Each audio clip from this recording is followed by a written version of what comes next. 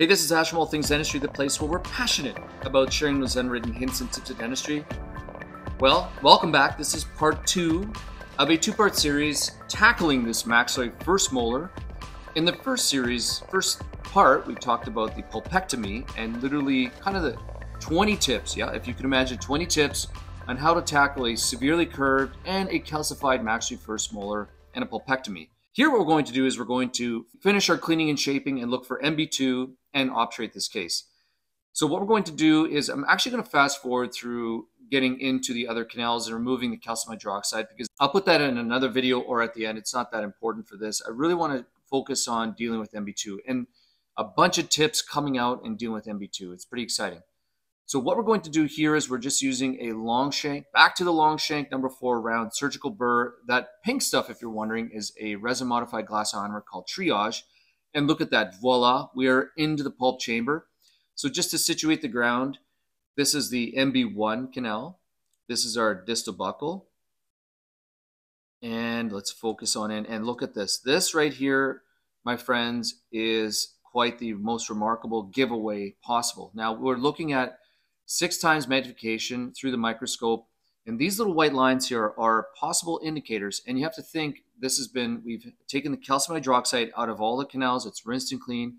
Now we're looking at MB2. Everything has been cleaned and shaped to a 3506. They are sitting in sodium epichlorite right now, removing any of that remaining vital tissue. And we are looking at the dead giveaway of MB2 is the white line. What we're going to do is we're going to trough these white lines. Now, the key for troughing is to trough to the mesial and towards the palate a bit. So what I'm using here is a long shank Muntz burr. It's being spun around 10,000 RPMs. And the beauty of the Muntz burr is 2 things. Or any long endo tracer burr is the same thing. And the beauty of it is that the head of the handpiece is way out of the way. And the thing about round burrs versus ultrasonics, if you really want to get into ultrasonics, that's amazing. I'm happy for you. The problem is that if you use a pointed tip on your ultrasonics, they will create this white line. Round burrs do not. They fill the white line. This little white line is a beautiful trough. It's an indicator of MB2. So let's go ahead and trough that out, that MB2, with our round burr, our long shank Muntz burr. One of the things that's going through my head is I'm praying to the endo gods, please do not disappear, because I'm not for certain there's an MB2 in here. We all know there are MB2s in almost every tooth, but I'm hoping it won't disappear. But it seems to disappear. Maybe there's a little bit here, but I can tell you folks, the secret is right here. And that's what I love about showing this case, because it's one of those rarities where it actually talks about, and I'll show you the picture right beside me. It's another video that I talked about how MB2 travels horizontally, and it is traveling horizontally right here. But I don't know that at the time, so I'm just going to keep tackling. What I'm doing is I'm really putting a lot of, not pressure, but I'm using a brushing technique along the mesial side of that burr. So the mesial side and kind of the apical, look at that. It's kind of the apical side, and I see this little magical dot. Boom. Right there, folks. That is the magical dot right there. That is MB2 with almost certainty. So when I see that and oh, it disappeared. Dang it. So that was like a magical moment, and all of a sudden it disappeared, and that happens. But I can tell you there is an MB2 in this case, and that might be it right there. So that's what's going through my mind. And what's really funny is that as I'm doing the procedure, what goes through my mind is I'm trying to keep it in focus, but I'm also trying to get MB2, and I'm trying to do this as efficiently as possible. So we're continuing to, remember, like I just talked, MB2 travels horizontally. So instead of driving apically and perforating, which is completely possible, what I'm doing is I'm moving more mesially now. And what I've actually done is I've moved up to a larger round burr, and just to get a little more surface area on that, so I'm not digging right in. And what I wanted to do at this case was I wanted to actually make a path to the coronal surface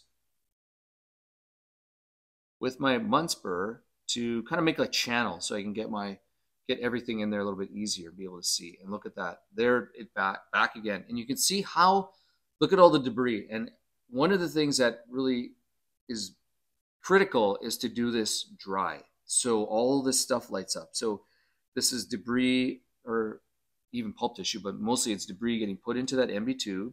And you can see it's on the side of the wall. So I'm slowly troughing away. Now, what you can do, and it's totally within the rules, is to just literally continue your access out like this with a diamond burr, a long shank diamond. I've done that for years. Here I'm trying to be a little more conservative, but you know what? Honestly, this is restoration. Make your life a little bit easier rather than trying to tackle this with a Muntz burr at a weird angle, because back up here, I'm trying to push into the rubber dam a bit to try to get access into the situation, into the MB2. So we're going to rinse out, remove all that debris, and let's take a look at what we have.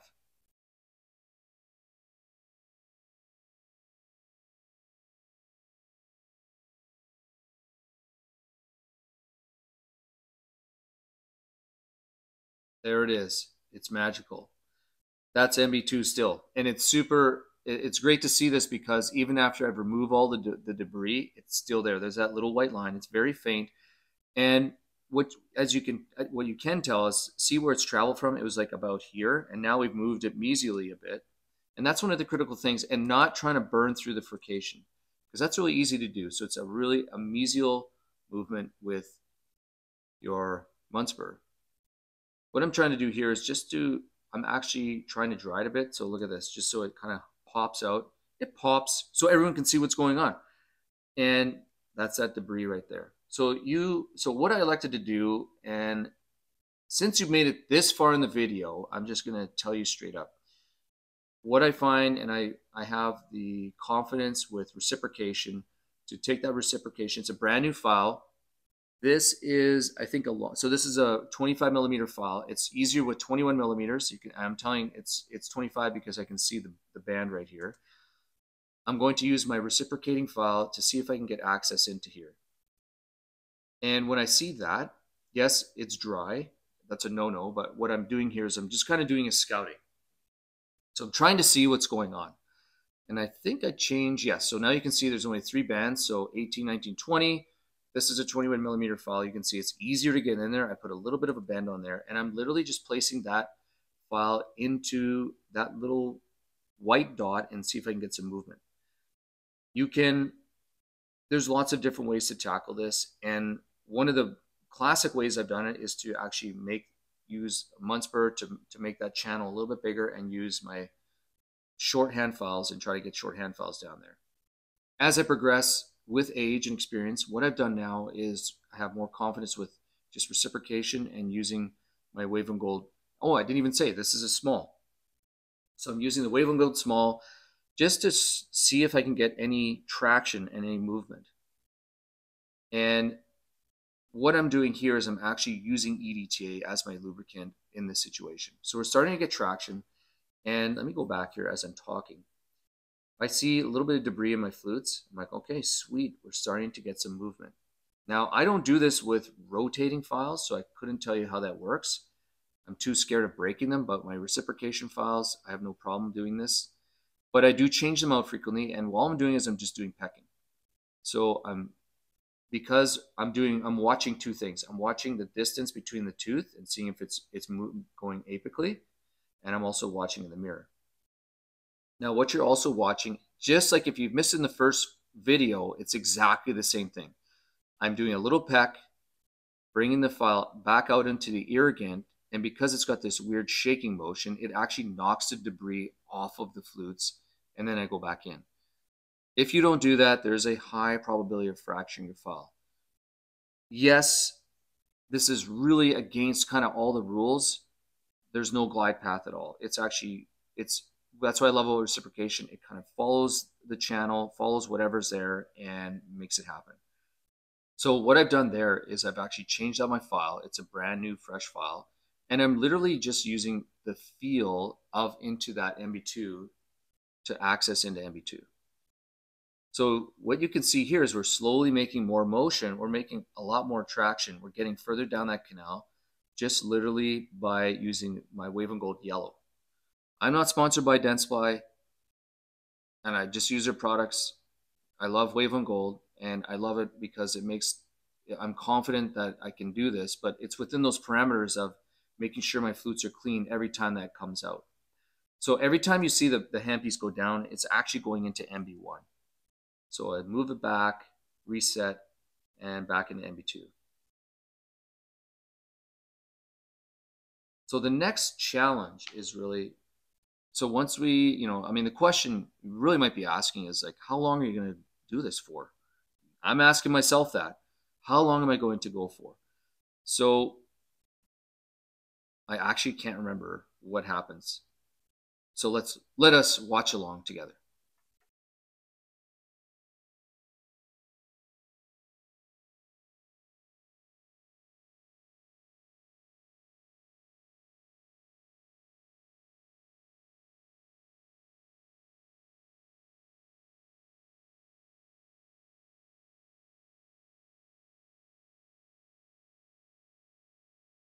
I'm leaving this video with it not running in high speed because I really want you to be able to see how frequently I'm actually cleaning those flutes. I'm not changing on my irrigant a lot. It is EDTA, but I'm looking at my tip of my apical tip of the file, making sure it's not broken. I'm checking where it's cutting. That's what I'm doing right here.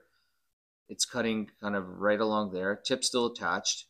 I'm running it back in the irrigant, making sure that the debris is getting knocked off my flutes and then back down. The beauty of reciprocation is that it's a self-centering kind of technology, just the way it is. And I have a lot of confidence it's not a fracture. The problem is that it's really slow. It's super inefficient.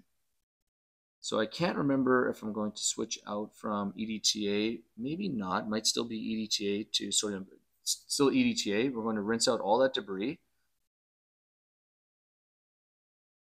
And at some point, I need to check. I don't have a CVCT, so I need to check to see if these canals join. Okay, so one of the tips I talked about in the previous video is using cotton forceps to place your file into your canals. It is so much easier. Almost repeatedly do I place, instead of using my fingers, I'll just use cotton forceps and boom. So what I'm going to do now is we're going to check to see how it feels. Am I, one of the things right off the bat to see, to feel, to sense. Unfortunately, that's the way a lot of endo is, to sense, are these two canals joined, is if the file just drops. And if it really just drops, what that tells me is there's a high probability that MB2 joins MB1. Because MB1's already cleaned and shaped to a 3506. All right, so we're going to keep going down the road here of our Wave and Gold yellow. So this is a 2007 file. This is a 25 millimeter file, and you can see the difficulty I'm having as compared to the 21 millimeter file to get that into the canal. What I'm doing there is I'm bending. So watch, I'm bending with my fingers.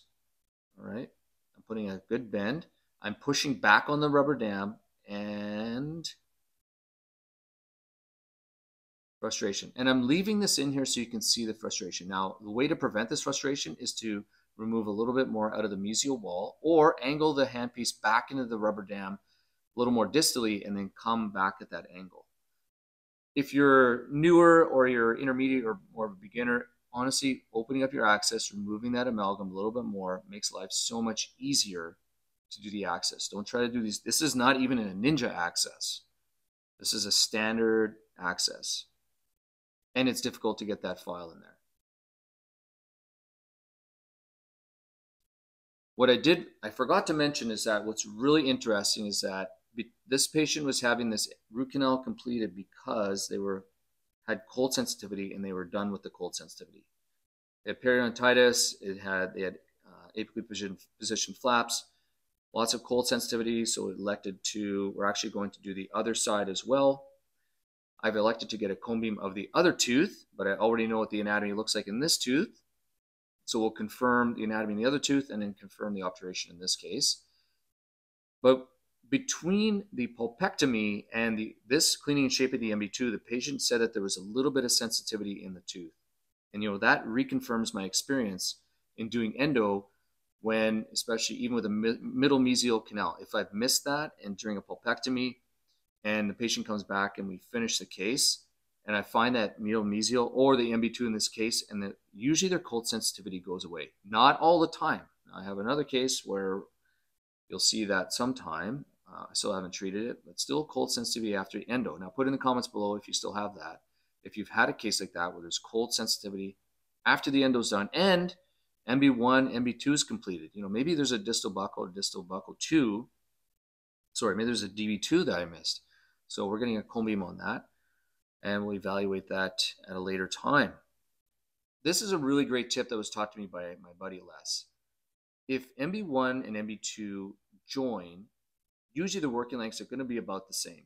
If MB2 does not join, it's going to be roughly 1 millimeter short, and here is why. See this picture beside, you know, on the screen here?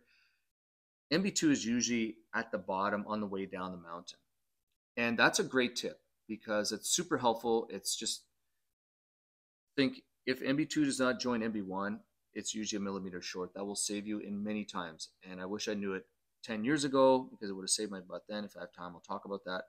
So here we go. So now you can see we have MB2, MB1, and look at the difference. Look at how far mesial that has tracked compared to where that initial little I'll put the picture up on the screen here where the initial little white line was.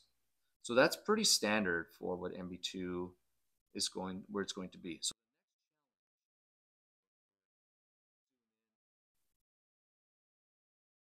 the next challenge is to see if they join. So this is a great tip.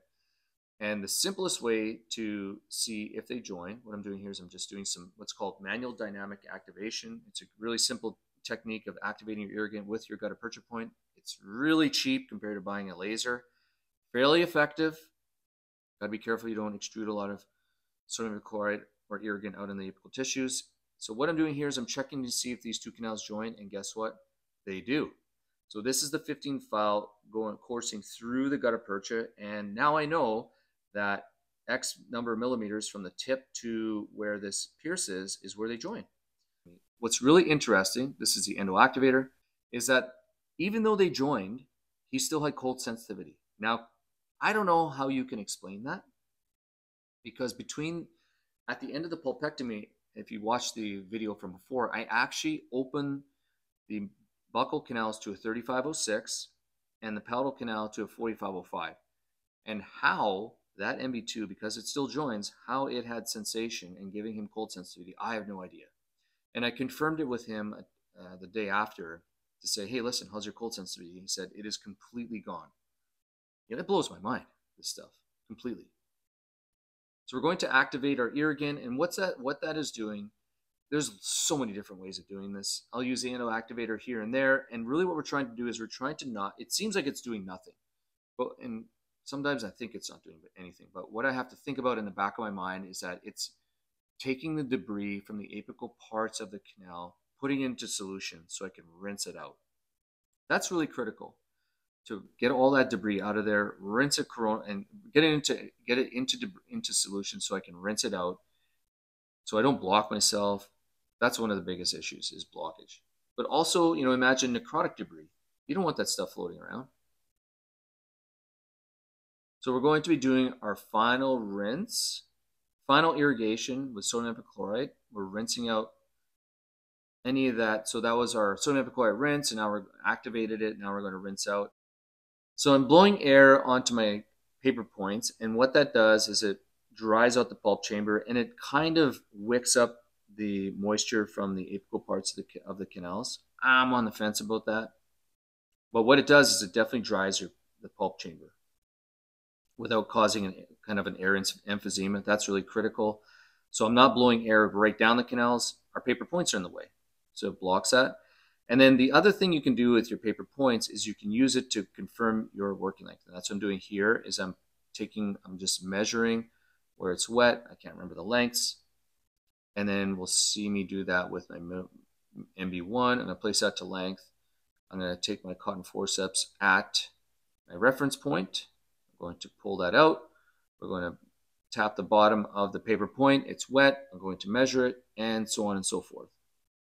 You need to dry a few times just to make sure that they're fully dry. Especially when MB2 joins MB1, there's usually a lot of irrigant down there at where they join. So it takes 3 to 4 paper points when two canals join.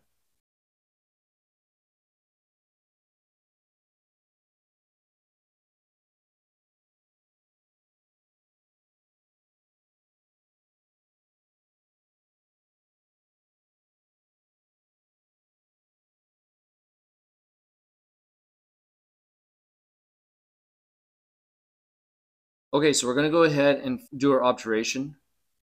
I have skipped, I'm sorry, when I cut this video, I have skipped cone fit, so that makes way more sense. We've already fit our cones, and now we're going to take our cone fit radiograph. So we're placing our BC sealer, we're just placing it in the coronal 2/3. You can see it popped up through MB2, indicator that they join, but it doesn't always mean that they join. It does mean they're joined, but it doesn't mean that the apices are the same. Just be careful with that. And then what we're going to do is we're going to take a handfile and just kind of pump our BC sealer up and down the canal. I'm not injecting all the way down to the apical third, and this will be very careful. And we're just taking the file, we're going to run it to length. And one of the things you need to be cautious of is if this was a necrotic case, don't be put, I think it's highly recommended you don't take your necrotic files with all the necrotic debris, and place them back to length with your sealer in there, because you're just placing more bacteria. And I actually learned that when I was listening to Shannon Patel. So I'm really grateful for that lecture I was listening to. He's an endodontist in the UK, amazingly skilled gentleman. You can check out his Instagram here. What a great tip. And I only learned that a few years ago. So, I mean, you're always learning. So we're just placing our cone of, remember I cut it, I cleaned and shaped MB2 to a yellow, and I've clipped the end of that about 5 millimeters because that's where the canal joins. So we're just placing our canals, or gutta percha points. And like I said, I've already tried these in with irrigant. So now we're just, rather than wasting time, we're just going to, in the video, we're just going to skip right to the obturation stage. One of the most important radiographs you can take is the cone fit radiograph. So I'm doing a cone fit radiograph with sealer. That is, to me, so important because I can change, I can move gutta percha points around, I can reshape canals, I can do a whole bunch of things. This is the most critical radiograph we're going to take here. And you can see, even with a traditional access, it's pretty tight in there with our cones. Pretty tight. So I'm just placing that sealer to length. Oh, I remember what happened here. So sometimes, put in the comments below, and it was crazy, but he actually felt a little bit of, and I do, I make sure there's solidly numb, and there's a PSA block on here. He felt a little bit when I placed that gutta percha point in the palatal canal with the sealer, just a little bit of extrusion. So put in the comments below if you know what I'm talking about when your patient feels a little bit. And it was only, we're 30 minutes into the procedure, so I'm not sure what happened. We have pulpal anesthesia with articaine for up to 45 minutes to an hour. So it's very interesting. I felt bad because that is the last thing. I know what dental pain feels like personally, so it's awful when you're not expecting it. So fortunately that goes away, and now we're just going to sear our cones. I'm going to let this play out so you can see kind of sometimes these go smooth, sometimes they don't. We're just slowly removing any of the gutta percha. Nice and easy, making sure, nice and easy, lemon squeezy. We're not trying to pull. What I'm trying to do is I'm literally like an underwater investigator, if you imagine. Like I'm a treasure hunter. That's what I'm looking for. I'm hunting for treasure. I'm hunting for the orifices so I can sear the gutta percha right off at the orifice without trying to pull it coronally. Because I know that you know what it's like to have gutta percha points come all the way out when you're searing them, and it is frustrating. The preparation I'm using here is called the apical stop preparation, and I'm using single cone technique with BC sealer. So even if a cone does come out, I can replace it with a fresh cone, and 9 times out of 10 it goes right to length because I'm creating an apical stop, and I don't have to worry about tug back, none of that nonsense that I learned in dental school and in residency that I just was so frustrated with. And what I'm doing is as I'm kind of peeling away, I'm making sure that before I pull my heating instrument coronally, that I'm touching tooth structure. So what that does is it causes it to cut versus just kind of heat it up and pull. I'll get it to like the 80%, and then I'm going to take my Buchanan plugger. I'm still using these. It's crazy. You don't need a Buchanan plugger, but these are from the old technique of continuous condensation. And I'm just going to kind of burnish the orifice of all the canals. And then what we'll do is, because BC Sealer is water soluble, I'm going to rinse all that out.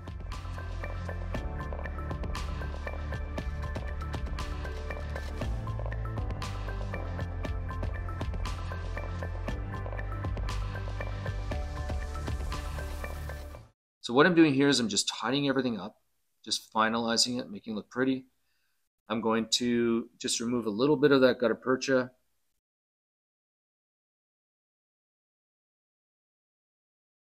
If you have difficulty searing, because as I'm watching this, I'm like, wow, that's smooth. But I can tell, but I'm waiting for gutta percha points to come flying out. And I'll be honest, it's taken so much practice. And one of the things you can do is practice on extracted teeth, even just the obturation. It is so helpful just to practice on extracted teeth. Oh my gosh. What I elected to do was just leave, apparently I just left the 2 canals joined with gutta percha. It does not matter at all. I used to think it, I didn't used to wonder if it did, but it doesn't make a difference at all. We got everything cleaned out, and then that's it. So thank you so much for joining me. I'm super grateful you're here. We're going to provisionalize this, and then we're going to place a final restoration down the road.